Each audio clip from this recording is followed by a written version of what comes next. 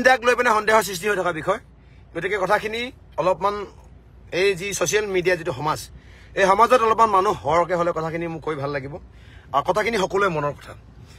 অলপ সময় আগত ফেচবুকত এটা আপডেট দিছিলোঁ বিভিন্ন মহল বিভিন্ন ব্যক্তিয়ে সচেতন সমাজে অসম প্ৰেমীয়ে জুবিন প্ৰেমীয়ে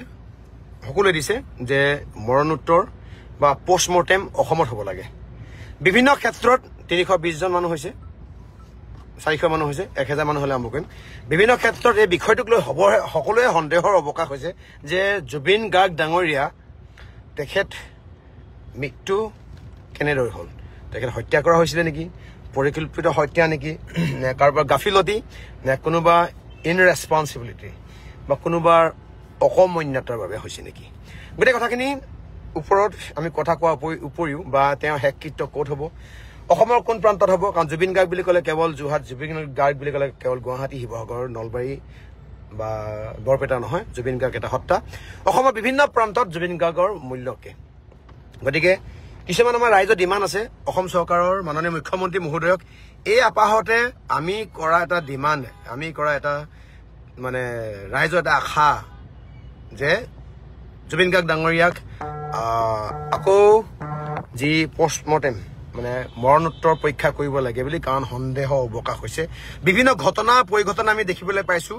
অসমৰ ৰাইজে দেখিবলৈ পাইছে আমি বিভিন্ন ধৰণৰ স্ক্ৰীনশ্বট পাইছো তাৰ পাছতো কিছুমান ব্যক্তিয়ে আমি দেখিবলৈ পাইছো জুবিনদাৰ ঘটনাটোক গাপ দিবৰ কাৰণে বিভিন্ন আপোনাৰ মহলে আপোনাৰ নিউজ চেনেলে চেষ্টা কৰা দেখিছো আমি 2-4টা নিউজ চেনেল এনেকৈ দেখিছো ওকে 700 যোগ দিছে এনেকৈ দেখিছো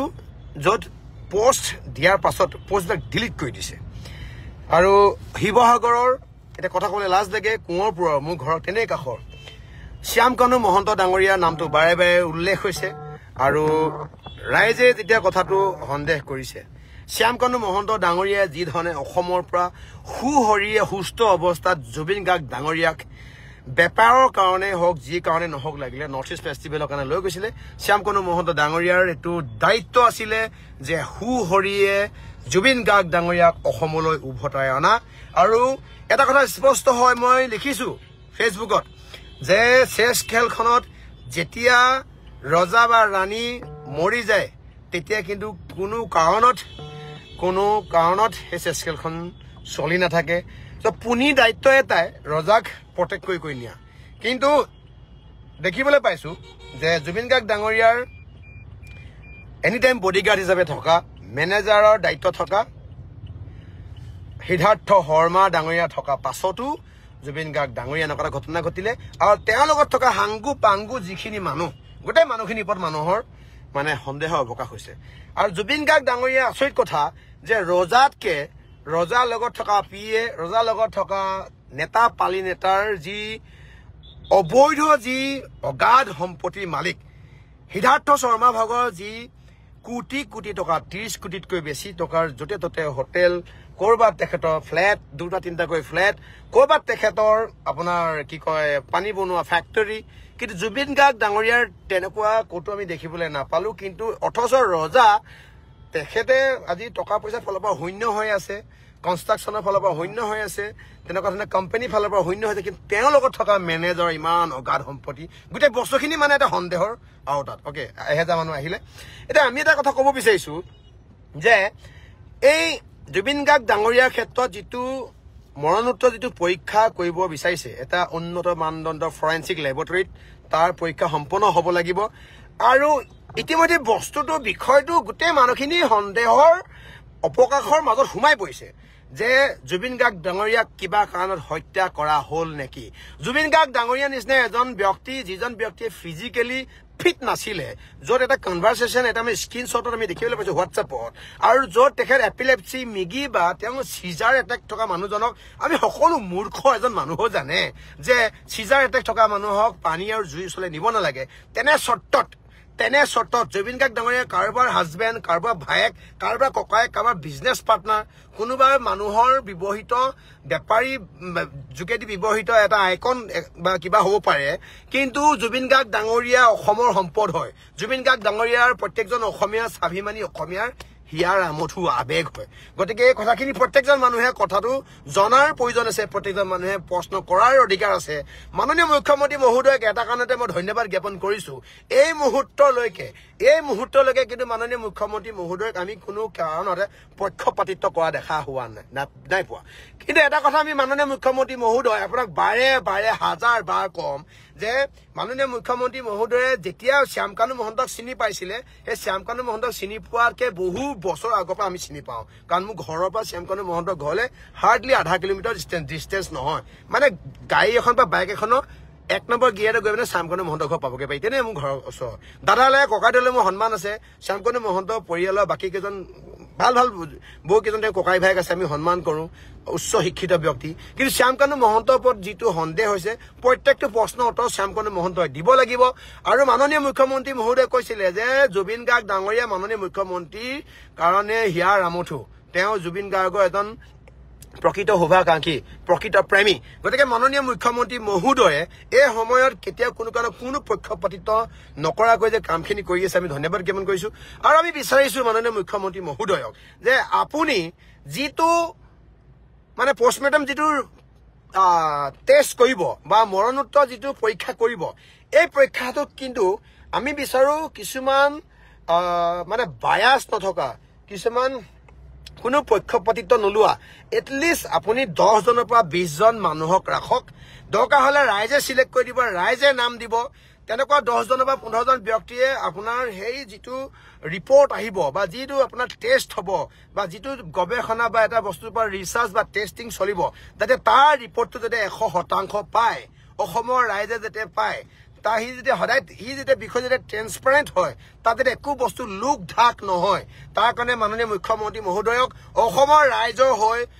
জনগণৰ হৈ অসম প্ৰেমী জুবিন প্ৰেমী আপোনাৰ ZG ফ্ৰেণ্ডছৰ হৈ বিলাসিতেনা অসমৰ হৈ দল সংগঠনৰ হৈ মই আপোনাক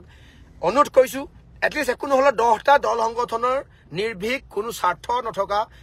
সাহসী ভয় নকৰা জনগণৰ কাৰণে জুবিন দাক মনে প্ৰাণে ভাল পোৱা 10টা সংগঠনৰ 10 জন ব্যক্তি বা যিকোনো মানে নিউট্ৰেল ব্যক্তিক লৈ চৰকাৰৰ লগত বিশেষকৈ জড়িত নথকা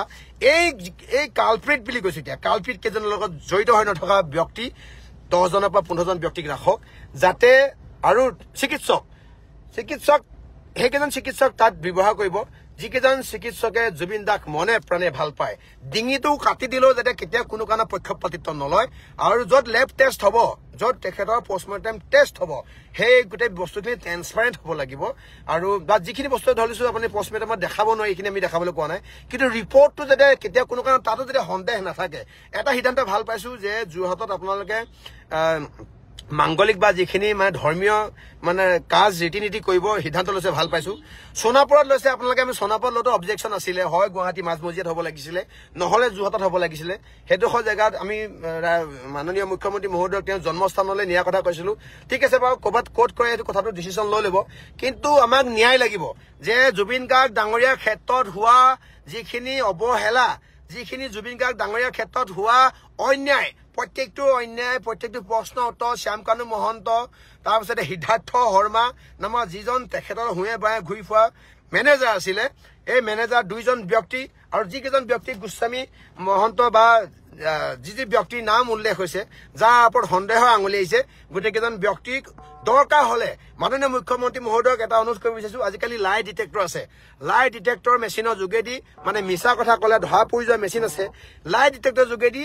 প্ৰশ্ন সোধক আহি থকা দিনত চাওক জুবিন গাৰ্গ হল অসমৰ হিয়াৰ আমঠু জুবিন গাৰ্গৰ হত্যা কেতিয়াও কোনো কাৰণত দশক ধৰি শতিকা ধৰি এই হত্যাটো কেতিয়াও কোনো কাৰণক বেলেগে দিব নোৱাৰে ঘূৰাই আনিব নোৱাৰে আমি চাওক আগতে যেতিয়া ভূপেন হাজৰিকা ডাঙৰীয়াৰ ক্ষেত্ৰত আমি যেতিয়া তেখেত এই ভূপেন হাজৰিকা ডাঙৰীয়া পৃথিৱীৰ পৰা এই অসমৰ পৰা এই ভূমিৰ পৰা যেতিয়া গুচি গৈছিলে এটলিষ্ট এটা আমি ৰিপ্লেচমেণ্ট পোৱা নিচিনা আছিলে যে এটলিষ্ট একো নহলেও জুবিন গাৰ্গ ডাঙৰীয়া আছে এতিয়া কিন্তু জুবিন গাৰ্গ ডাঙৰীয়া গুচি যোৱা পাছত চাওক ভাল কোনোবাই গাব পাৰে কিন্তু অসমৰ কাৰণে পাগলামি কৰা অসমৰ মানুহক এনেকে মনে প্ৰাণে ভাল পোৱা মানুহ কম আছে কিন্তু অসমৰ মানুহক ভাল পোৱা মনে প্ৰাণে ভাল পোৱা অসমৰ ৰাইজৰ কাৰণে মৰিব পৰা মানুহ থাকিব পাৰে কিন্তু জুবিন দাৰ নিচিনাকে এনেকুৱা ফিল দিব পৰা এই 20 বছৰ 30 বছৰ আগতে গোৱা গান 30-40 বছৰ আগতে গোৱা গান আৰু আহি থকা 100 বছৰ পিছতো য'ত প্ৰাসংগিক হৈ থাকে এই এনেকুৱা ধৰণৰ গান গোৱা মানুহ কম ওলাব আজিকালিতো আগবেলা গান গালে পাছবেলা শুনিবলৈ মন নোযোৱা ধেৰ তেনেকুৱা গায়ক আছে মই শিল্পীৰ কথা কোৱা নাই গতিকে জুবিন গাৰ্গ ডাঙৰীয়াৰ ক্ষেত্ৰত এনেকুৱা ধৰণৰ যদি কিবা আমি ভবাৰ ধৰণৰ ঘটনা সন্দেহ কৰা ধৰণৰ ঘটনা গৈছে ই কিন্তু অসমৰ কাৰণে অপূৰণীয় ক্ষতি গতিকে মাননীয় মুখ্যমন্ত্ৰী মহোদয়ে বৰ্তমান যিটো সিদ্ধান্ত লৈছে ৰাইজৰ এটা তাগিদা ৰাইজৰ মানে ডিমাণ্ড আছিলে যে অসমত পষ্টমৰ্টেম হ'ব লাগে এইটো আমি আশা কৰিছো পষ্টমৰ্টেম ইয়াত অসমত কৰক ৰিজাল্টটো আপোনাৰ ট্ৰেন্সপাৰেণ্ট হ'ব লাগিব অসমৰ ৰাইজে জানিব বিচাৰে অসমৰ ৰাইজে চাব বিচাৰে গতিকে আমি বিচাৰো যে এই পষ্টমৰ্টেম বিষয়টোত মানে ৰেণ্ডমলি চিলেক্ট কৰক মানুহ ৰেণ্ডমলি বায়াছখিনিয়ে এই যাতে ৰিজাল্টটো যাতে মানে ট্ৰেন্সপাৰেণ্ট হ'ব পাৰে গতিকে এইখিনিয়ে মোৰ ৰাইজৰ চলে বা মাননীয় মুখ্যমন্ত্ৰী মহোদয়লৈ অনুৰোধ থাকিলে আৰু সকলো গাঁৱতে এটা কথা ক'ব বিচাৰিছো আপোনালোক এই লাইভটোৰ যোগেদি বিল আছিতেনে অসমৰ নাম লৈ দুই চেৰেক ব্যক্তিয়ে আজি ক'ৰবাত কিবা মানে কোনোবা দোকানত দম দিছেগৈ কোনোবা শ্বপিং মলত দম দিছেগৈ হোটেলত দম দিছেগৈ বিল আছিতেনে অসমত যিকোনো কাম কৰিবৰ কাৰণে গুৱাহাটীত আমি সভাপতি হিচাপে আছে দীপ গগৈ আৰু মই মুখ্য সচিব বিকাশ অসম আমাৰ এখন কাৰ্যকৰী সমিতি আছে আমি সিদ্ধান্ত লৈহে যাওঁ গতিকে কোনো ব্যক্তিয়ে যেতিয়া আমাৰ নাম লৈ একো কাম নকৰে সেইটো আমি সকীয়াই দিছো আৰু এইটো মানে দাদাৰ প্ৰতি থকা প্ৰেম আৰু ভালপোৱাই হয় মৰম চেনেহ হয় কিন্তু কিছুমান আনৱান্টেড চিটুৱেশ্যন হৈ যাব পাৰে গতিকে সেইখিনি কাৰণে কাৰণ আমি সকলোবিলাক কথা এনেকুৱা নহয় যে আমি সকলো কথাতে আমি মাৰধৰ কৰোঁ মাৰপিট কৰোঁ হয় কেতিয়াবা দিওঁ 200-400 আমি দিওঁ আমি কাণত ধৰি আঁঠুকাঢ়ি ৰাখোঁ হয় কিন্তু আজি এটা সাংঘাতিক ধৰণৰ এটা ৰাইজে ভাল পোৱাত আমি কাম কৰিছো আমাৰ গুৱাহাটী ISBTত এটা ঘটনা ঘটিলে এজন ব্যক্তিয়ে জুবিন গাৰ্গ ডাঙৰীয়াক মানে অলপমান বেয়াকৈ ক'লে কিন্তু আমি কি কৰিলো সেইজন ব্যক্তিক আমাৰ ISBTত থকা দিবানৈশ গাড়ী মানে বাছ চালক সন্থাৰ লগত লৈ সেই ব্যক্তিজনক আজি আমি কোনো মাৰধৰ কৰা নাই তেখেতে যে এনেকুৱা ধৰণৰ কাম কৰিলে দাদাক যে বেয়াকৈ ক'লে আহি থকা দিনত যাতে দাদাৰ ক্ষেত্ৰত এনেকুৱা কাম যাতে নকৰে তাক সেই মানুহজনক এখন গামোচা পিন্ধালো গামোচা পিন্ধাই তেখেতৰ দাদা নামৰ ৰাখি থোৱা প্ৰত্যেকখন চাকি জ্বলাবলৈ দিলো য'ত সেইজন মানুহে লাজ পায় সেইজন মানুহে নিজে উপলব্ধি কৰিছে যে মই কি কৰিলো গতিকে কথাখিনি এনেকুৱা ধৰণৰ হয় সেইটো কথাটো বেলেগ এটা মেটাৰ মই টানি আনিলো কিন্তু পষ্টমৰ্টেম যেতিয়া কৰিব মৰণোত্তৰ যেতিয়া পৰীক্ষা কৰিব এটলিষ্ট মই বিচাৰোঁ ৰেণ্ডমলি নিউট্ৰেল 10জন মানুহক এই বিষয়টোৰ লগত জড়িত কৰি ৰাখিব যাতে ৰিজাল্ট কেতিয়াও কোনো কাৰণত আকৌ সন্দেহযুক্ত যাতে বা আঙুলিয়াবলগীয়া নহয় আৰু যিকেইজন ব্যক্তি শ্যামকানু মহন্ত আৰু সিদ্ধাৰ্থ শৰ্মা কাৰণ শ্যামকানু মহন্ত সিদ্ধাৰ্থ শৰ্মাৰ নিচিনা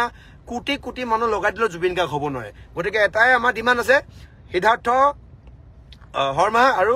শ্যামকানু মহন্তক অসম পুলিচ প্ৰশাসনে গ্ৰেপ্তাৰ কৰক আৰু প্ৰয়োজনত লাই ডিটেক্টৰ ব্যৱহাৰ কৰক লাই ডিটেক্টৰ ব্যৱহাৰ কৰি কোন শুদ্ধ কোন অশুদ্ধ ওলাই যাব লাই ডিটেক্টৰ